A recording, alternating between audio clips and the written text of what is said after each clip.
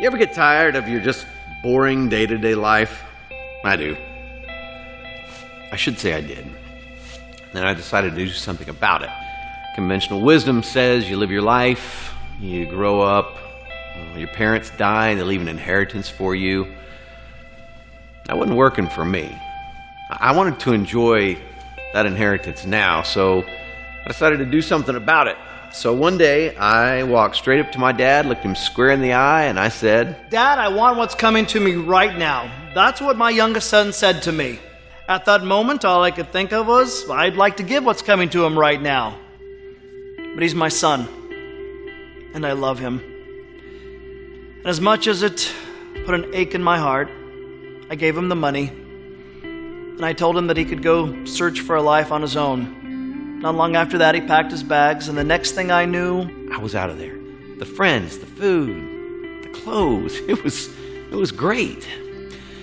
Until my son's money ran out around the same time the country hit a recession. It was bad. Really bad. I'd squandered everything my dad had given me, and I didn't have anywhere to live, anything to eat.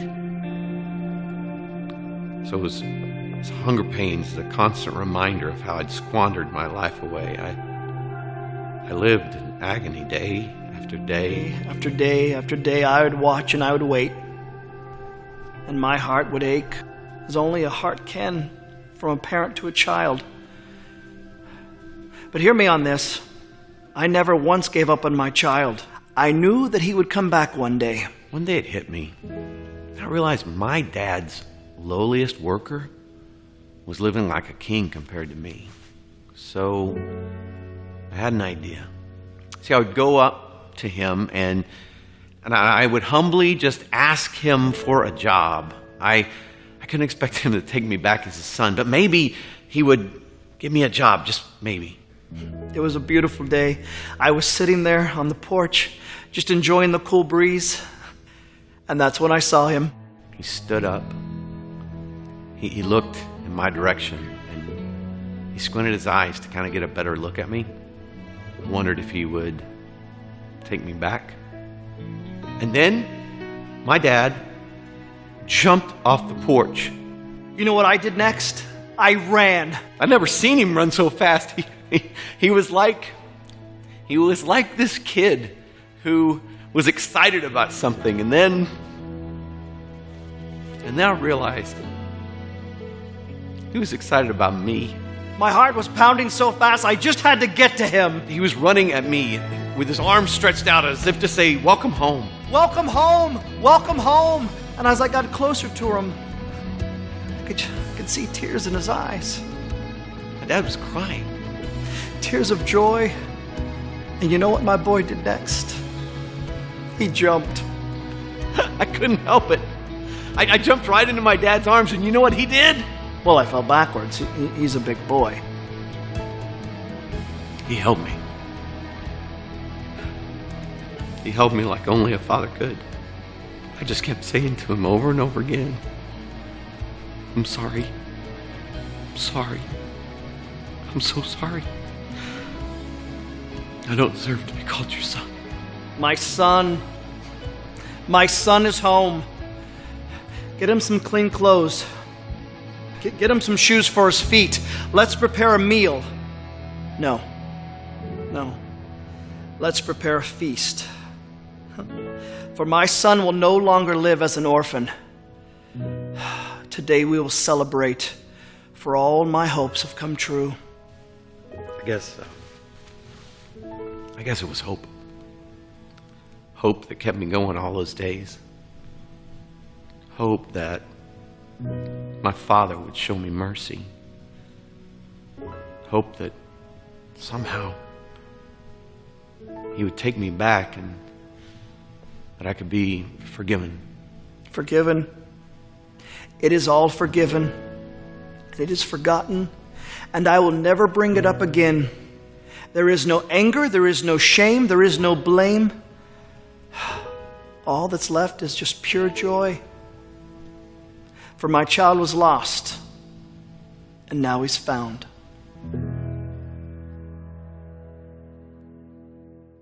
The Gospel of the Lord. Thanks be to God. Kids are dismissed at this time for Children's Church with Miss Raina. You can follow her out the narthex.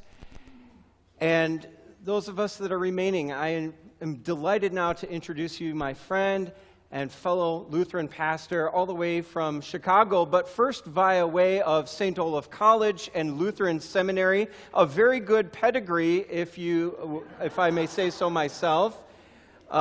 Pastor Anna-Kari Johnson is married to her husband, Chris John Johnson, both Lutheran pastors, both St. Olaf graduates. We've been friends for over 20 years. We've been shared missions together locally and abroad. And today she is here to share with us a heart of Christ for those around the world. Let's welcome Pastor Anna-Kari Johnson. Thank you. Thank you so much, Pastor Paul Finley. Thank you, Carissa. And thank you, people of King of Glory Lutheran Church, for being so passionate for Christ's mission, for showing up today and having Mission Sunday. And thank you for bringing me from snow in Chicago yesterday. Our plane had to be de-iced just in order to take off.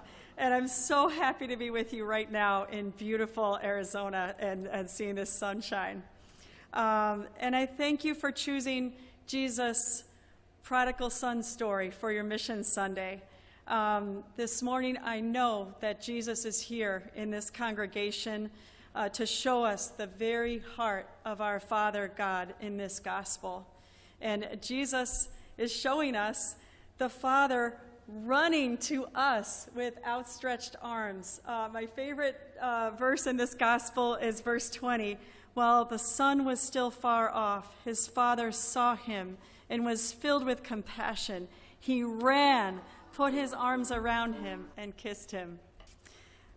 In seminary, professors who studied the ancient world pointed out that shame and honor were so important, and that kings and older men of stature never ran to people, never.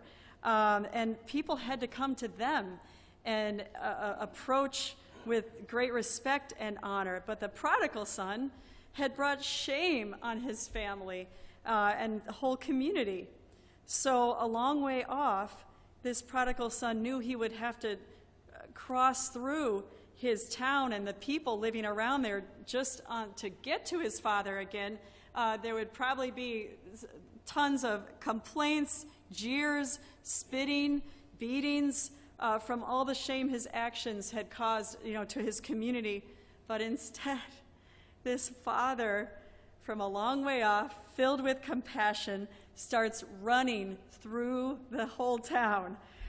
Something important people did not do. This loving father created a strange sight. So people there to criticize, jeer, punish, mock, the dogs that were there to bark, would turn all this on the father. And the father took this shame on himself and broke free both himself and his son with the embrace, the new shoes, the ring, the robe, the party, the honor again.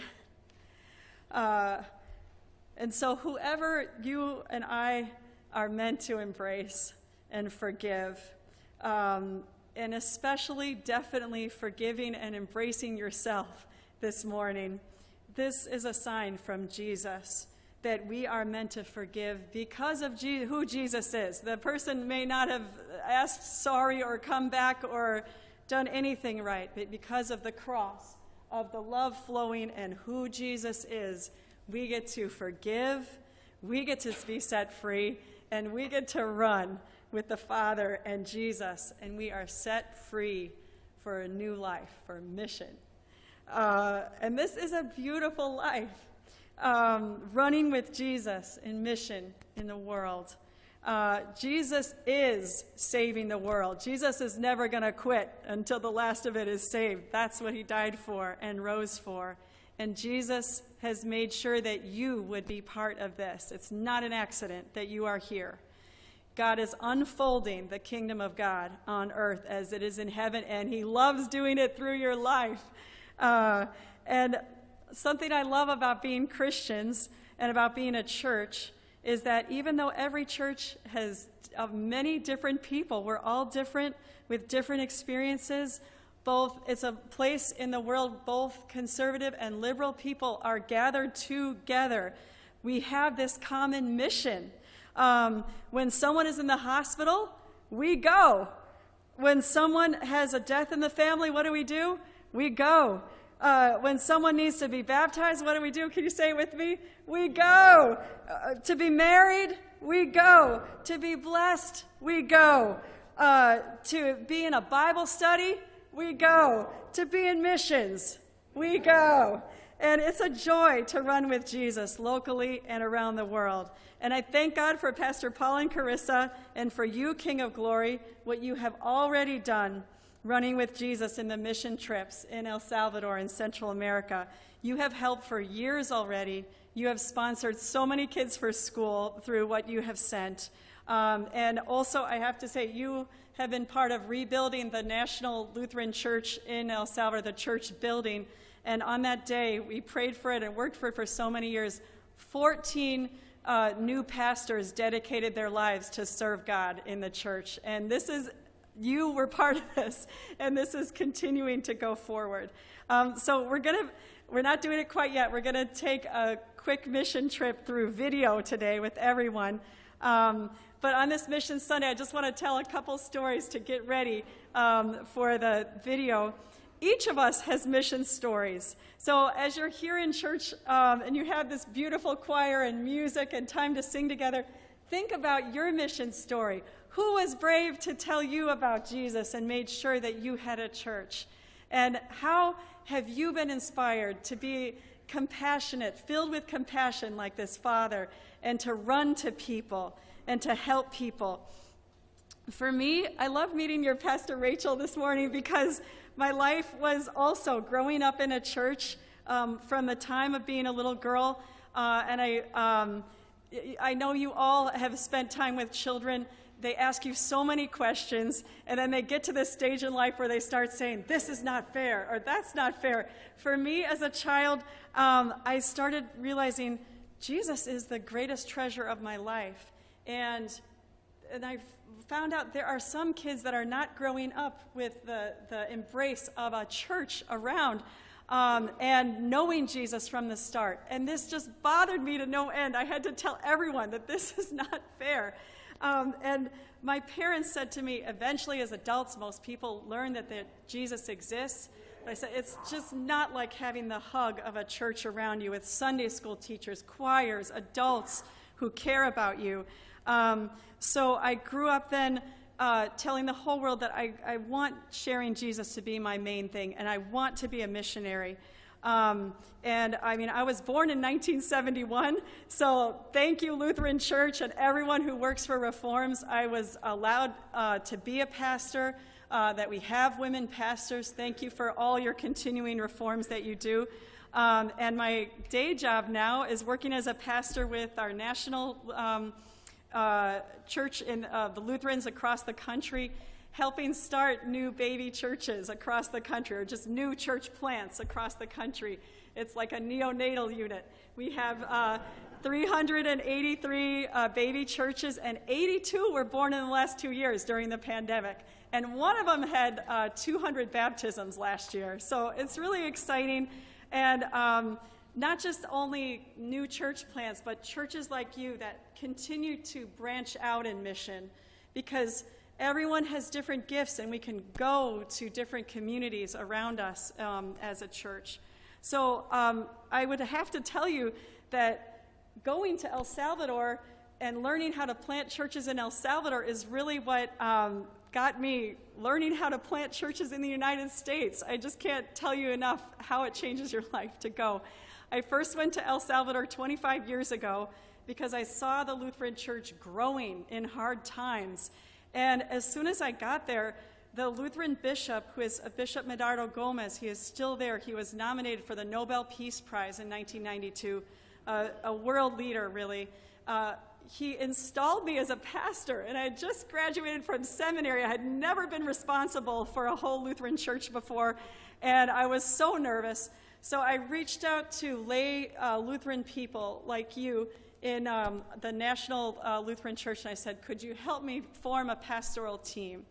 And 2 people that volunteered who are working at other jobs joined with me. We worked together for a year, and when I had to go back to the United States, they took over.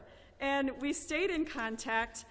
We prayed together every week. I looked for more support in the United States so that we could still keep in partnership. And this couple has built more pastoral teams and started 5 more churches. You could really say 6 more churches. It's almost like the book of Revelation with the 7 churches. And we go back every year, and we talk every week, and so much has happened. The Lutheran bishop in El Salvador invited us 20 years ago to please bring more mission teams to El Salvador. So we started doing this, and the people who have come on the trip have done much more than I could have asked or imagined or dreamed. Some school teachers and retired teachers who came 20 years ago started a sponsorship program when Lutheran church councils wrote to us saying, we need help because a lot of our kids' families don't have money to buy shoes for the kids to be allowed to go to public school. So that started the student sponsorship program. Now there are so many more doctors, attorneys, architects, even pastors that have come through this program. There's about 300 kids sponsored per year. Part of going is just encouraging all the kids, yes, stay in school. We will be praying for you. We will be your godparents. We will find the ways. Do everything you need to do to stay in school. And I know that God is using this because people growing up in church with a conscience, getting equipped with an education, will help hundreds or thousands more in their lifetimes.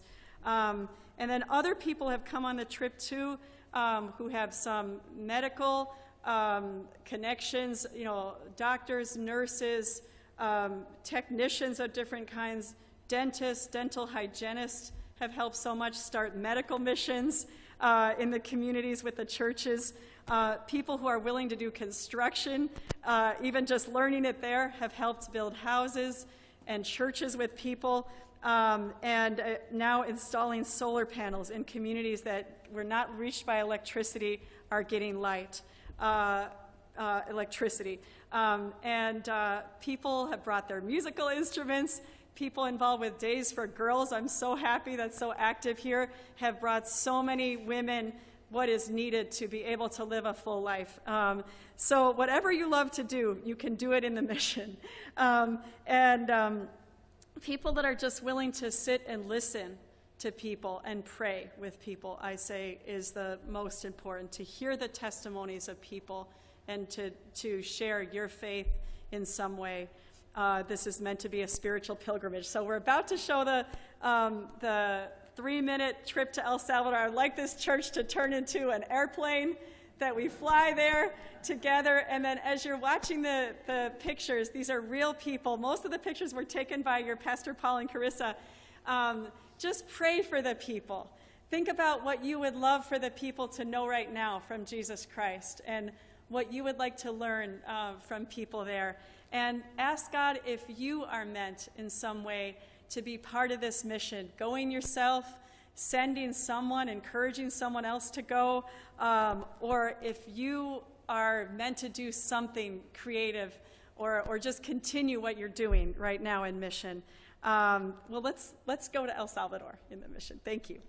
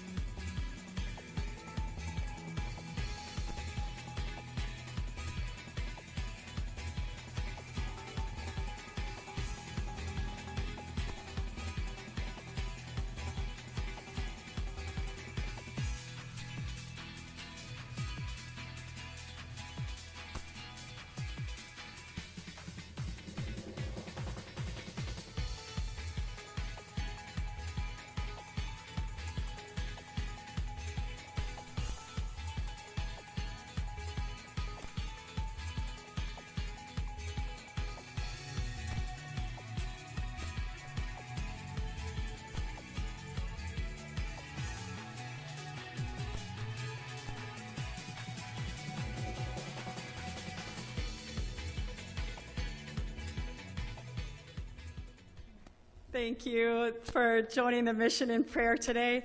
And finally, I want to say I love that God made you King of Glory Church. Your name is a beautiful testimony to the future that God has for everyone. I mean, as our future is unfolded, one day we will all be celebrating with our true King of Glory, more beautiful, generous, joyful, powerful, loving than we can even fathom, is what the Bible tells us is our future for everyone in heaven. And we will never regret anything on earth that we ever do in mission anywhere with anyone. I just want us all to even borrow from that future to what we do in this lifetime. God's arms are open wide, running to us all the time. Let God give you full confidence in this life. You are completely loved by God. Amen. Thank you.